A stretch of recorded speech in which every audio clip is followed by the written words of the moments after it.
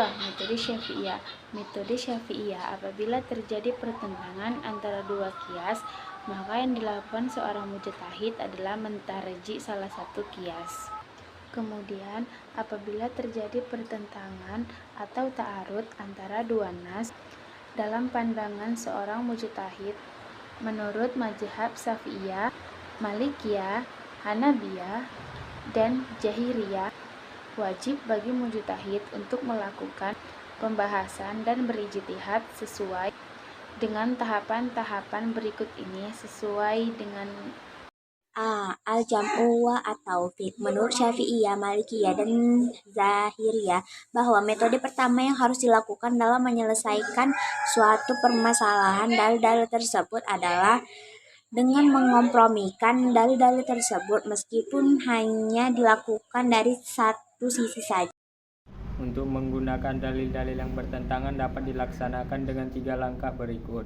Yang pertama, adanya hukum kedua dalil yang bertentangan dapat dibagi, maka boleh dilakukan pembagian secara baik. Yang kedua, adanya hukum dari dalil yang bertentangan merupakan sesuatu yang berbilang, sehingga memungkinkan lahir hukum yang banyak. Yang ketiga, adanya hukum yang terdapat dalam dua dalil yang bertentangan bersifat umum yang terkait dengan sejumlah hukum lain, sehingga memungkinkan menggunakan hukum dari dalil yang bertentangan. Menggunakan tarjih yaitu menguatkan satu dari dua dalil yang bertentangan karena ada indikator yang mendukungnya. Upaya mentarjih ada 4 cara, yaitu mentarjih dari sisi sanad, matan, hukum, dan sisi lain di luar nas.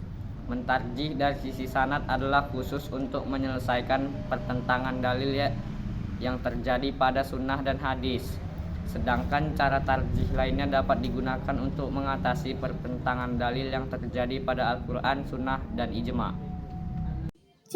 Nasakh. Nasakh digunakan ketika metode sebelumnya tidak dapat menyelesaikan pertentangan antara dua dalil. Metode sebelumnya dapat diketahui apabila kedua dalil yang bertentangan diketahui mana dalil yang datang lebih dahulu dan mana dalil yang datang kemudian.